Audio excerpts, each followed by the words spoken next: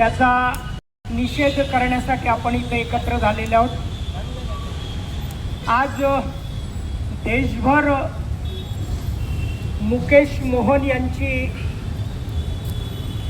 देशातच नव्हे तर आंतरराष्ट्रीय स्तरावर याची चर्चा होतं। या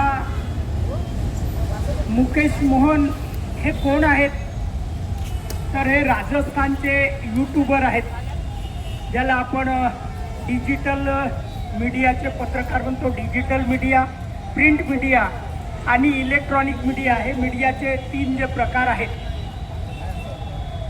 त्यांनी काय केलं तर जो स्वतःला स्वच्छ नेता म्हणून देशभर मिरवतो तो नितीन गडकरी हा गाईच्या मांसाची विक्री करतो,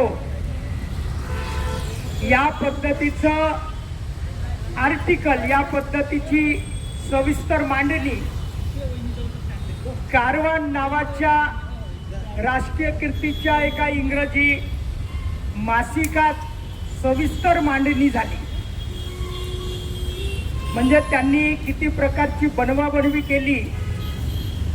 केंद्रीय मंत्री म्हणजे ज्या संघाच्या शाखेतून हे आलेत, ज्या भाजपचं समर्थन करतात, ज्या भाजपचे ते मंत्री आहेत, ते गाईला माता म्हणतात, गाईला माय म्हणतात आणि त्या मायला कापून तिचं मांस आंतरराष्ट्रीय स्तरावर विदेशात पाठवण्याचं काम ही मंडळी करते। आणि ह्या कारवान नावाच्या मॅगझिनमध्ये हा रिपोर्ट छापून आला।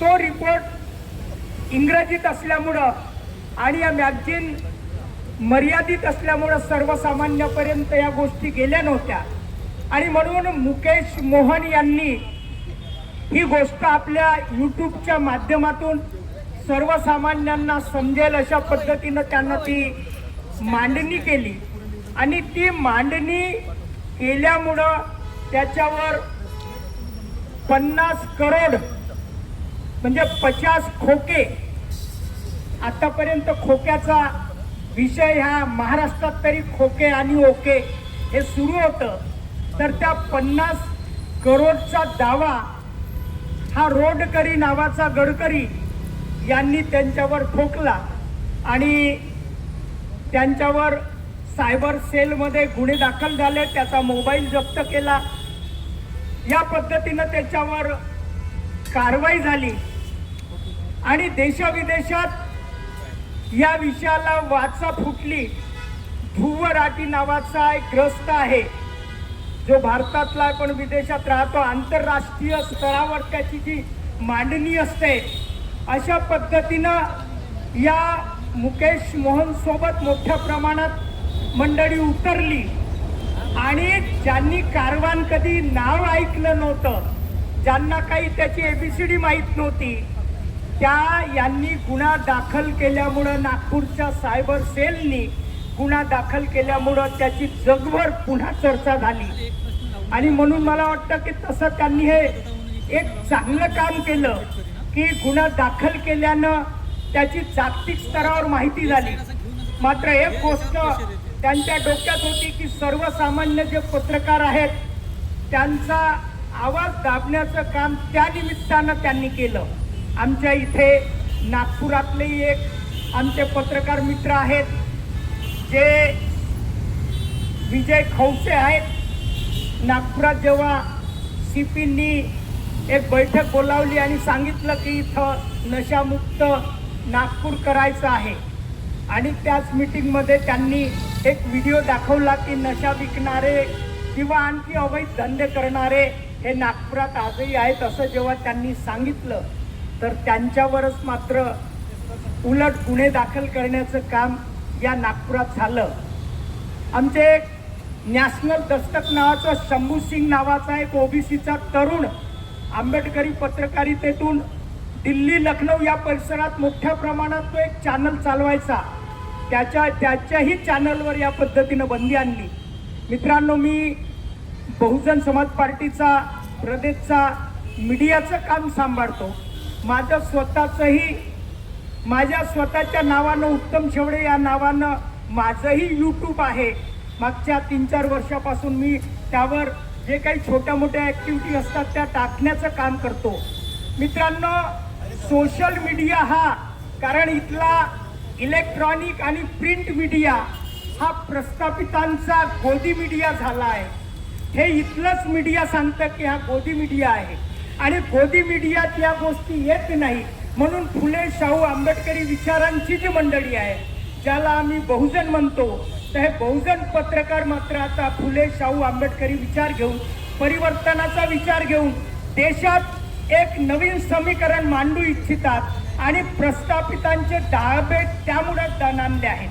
कारण काल परवापर्यंत त्यांचा मीडिया जो काही त्यांच्या हातात होता, त्याचा मालक होता, त्या संपादकांना खरेदी करण्याचं काम हे करायचे. नव्हे तर मोठमोठे जे काही मीडिया हाऊस आहेत ते यांनी कॉर्पोरेट हाऊस आहेत त्यांना या शासनाने विकत घेतलं नव्हे तर त्यांचे जे काही मालक होते त्यांना राज्यसभेवरही पाठवलं आणि त्यांना मीडिया हाऊसला शेकडो करोडो रुपये आणि शेकडो एकर जमिनी दिल्यात आणि म्हणून मग ते गोदी मीडिया ठरलेत.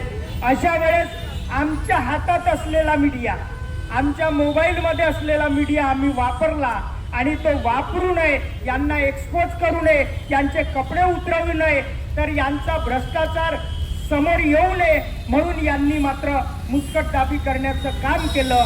त्याला आता बहुजन समाजातली फुले शाहू आंबेडकरी परिवर्तनवादी मंडळी आहे, जे भारतीय संविधानाला मानतं, ज्या संविधानाच्या विरोधात जे शासन चालतं, सत्ता चालतं, त्यांचा निषेध करण्यासाठी आणि त्यांनी जी मुस्कटदाबी केली ती मुस्कटदाबीचा मुक्त करण्यासाठी आणि हा जो एकटा मोहन नव्हे तर हा जो मुकेश मोहनवर जे काही गुन्हे दाखल केले ते त्यांनी रद्द करावे, त्यांना पाठवलेला नोटीस मागे घ्यावा आणि भविष्यात अशा पद्धतीनं त्यांना त्यांचे खुलासे करायचे असतील तर करावे. आणि एवढंच नव्हे तर ज्या कारवान मॅगझिननी गडकरीची पोलखोल केली, याला जे मांस विक्रीचा व्यवसाय करणारा म्हणून जे दाखवलं, त्याच्यात त्यांनी सर्व मुद्दे मांडलेत, त्याचे सत्य परिस्थिती मांडली. जर गुन्हे दाखलच करायचे असतील तर त्यांच्यावर दाखल करून दाखवावे, दाखल करावे आणि हे सर्वसामान्य जनतेत ज्या गोष्टी पसरवतात त्या पसरवण्यापासून त्यांना थांबवण्याचा प्रयत्न करू नये.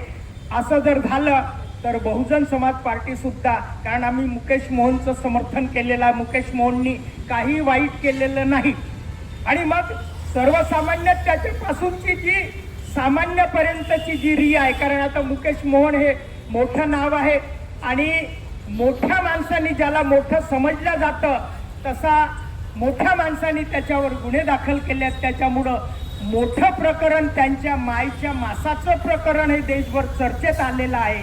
आम्ही त्या घटनेचा, त्यांनी दाखल केलेल्या गुन्ह्याचा निषेध करतो. धन्यवाद. जय भीम, जय भारत. धन्यवाद उत्तम भाऊ, खूप छान आपण मार्गदर्शन केलेलं आहे. सत्य दाखवणं हा गुन्हा नाही. आमचे नागपूरचे मीडियाकर्मी ही गोदी मीडिया नसून ही खरोखरच मीडिया आहे. कारण की ऊन राव, पाऊस राव, हिवाळा राव, उन्हाळा राव, आपले परवा न